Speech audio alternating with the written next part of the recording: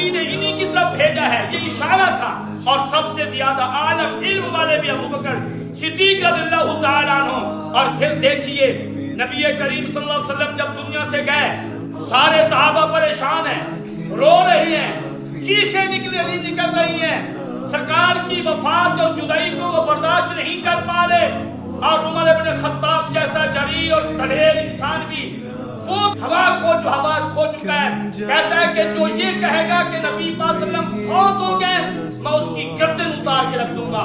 نبی پاک صلی اللہ علیہ وسلم جو ہے وہ اللہ کے پاس گئے ہیں، اللہ سے موسیٰ علیہ السلام اللہ کے پاس جاتے تھے، ہم کلام ہوتے تھے، واپس آتے تھے۔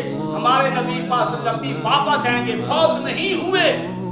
اور سینہ سے عمر ابن خطاب کے بال بکھرے ہوئے ہیں، آنکھوں سے خون ٹپک رہا ہے، مسجد نبی کے اندر گھوم رہے ہیں۔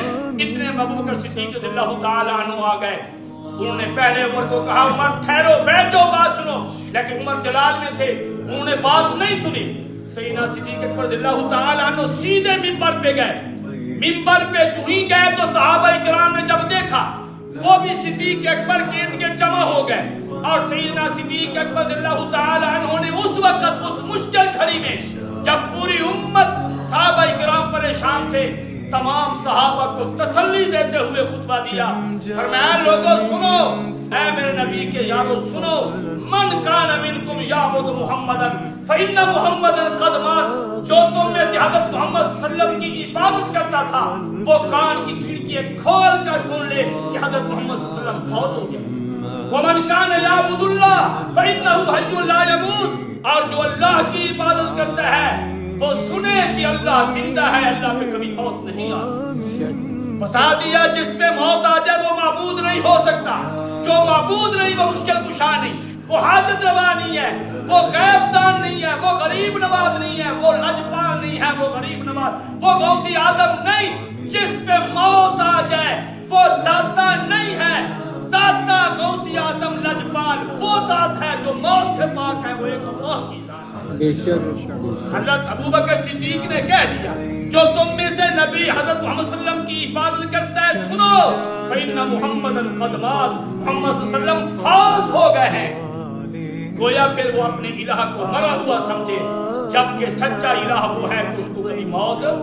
سورۃ فرقان ہے، 19واں پارہ ہے، اور 19ویں پارے کا 30واں رکوع ہے، اس کے اندر یہ آیت موجود ہے، وَتَوَكَّلْ عَلَى الْحَيِّ الَّذِي لَا يَمُوتُ، اور لوگوں اس اللہ پہ بھروسہ کرو لا یموت، جس نے کبھی مرنا نہیں ہے، جس نے کبھی مرنا نہیں ہے، اور جس نے مرنا ہے اس پہ کب تک بھروسہ کرو گی؟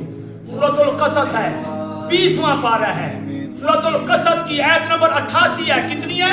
88۔ بولو 88، اور دور سے بولو 88 سمجھ نہیں ہے تو انگلش دس دو 88 ٹھیک ہے، 88 ہاں اے میرا سمجھ لو جی ہے کہ بول نہیں 10 سے لکھ رہا 88 اسی دا جی پنجابی دسنے 88 آیت نمبر ہن بھی سمجھ نہیں آئی تے ایک اور آسان حوالہ جتھے سورۃ قصص ختم ہو رہی ہے اُنہی آخری آیت ایک لفظ موجود ہے، اللہ نے فرمایا وَلَا تَدْعُ مَعَ اللَّهِ إِلَٰهًا آخَرَ، اے لوگوں اپنے معاملات میں، حاجات میں، مشکلات میں اللہ کے سوا کسی اور کو مدد کے لیے غائبانہ نہ پکارا کرو۔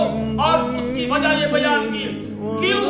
اس لیے کہ جن کو تم میرے سوا پکارتے ہو کلو شیء ہالک الا وجہہ، اس لیے کہ ہر چیز ہلاک اور فنا ہونے والی ہے الا وجہہ، ایک اللہ کی ذات باقی ہے۔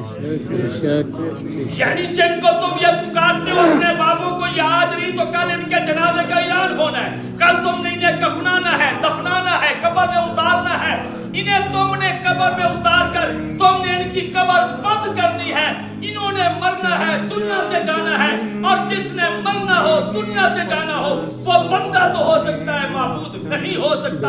معبود وہ ہوتا ہے جس نے کبھی مرنا نہیں ہے، وہ ایک اللہ کی ذات ہے، کل من علیہا فان ویبقی وجہ ربک ذو الجلال والاکرام، ایک اللہ کی ذات باقی رہنی ہے۔ تو یاد رکھو جن کی قبریں بن جائیں وہ مشکل کشا نہیں ہوتے، جن کی قبریں بن جائیں وہ حاجت روا نہیں ہوتے، جن کی قبریں بن جائیں وہ غوث اعظم نہیں ہوتے۔ تو حضرت عبد القادر جیلانی کی قبر ہے یا نہیں ہے؟ بولو بولو قبر ہے تو پھر غوث اعظم بن سکتے نہیں. غوث اعظم کا مانا کی ہے سب تو بڑا فریاد رس. غوث مانا فریاد رس, اعظم مانا بڑا. تے بڑا فریاد رس تے غوث اعظم ہو گیا تے اللہ کے لئے کھاتے وہ چھوٹا فریاد رس. اگر اے بھی غوث اعظم تے اللہ بھی غوث اعظم تے پھر تو برابر ہو گیا. شرکت تے اسی طرح ہے, شرک ہے یا نہیں ہے؟ بولو بولو. اگر اللہ بھی غوث اعظم, شیخ عبد القادر گیلانی بھی غوث اعظم, تو پھر یہ دونوں برابر ہو گئے.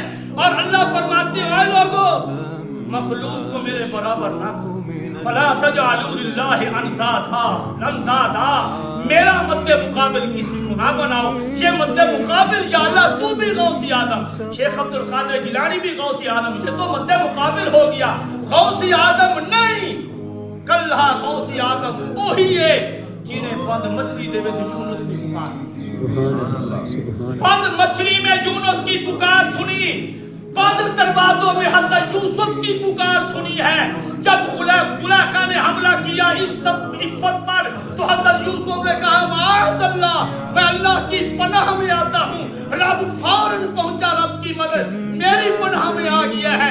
اب دروازوں کی طرف بھاگنا تیرا کام ہے, دروازے توڑ کر تجھے نکالنا مجھے رب کا کام.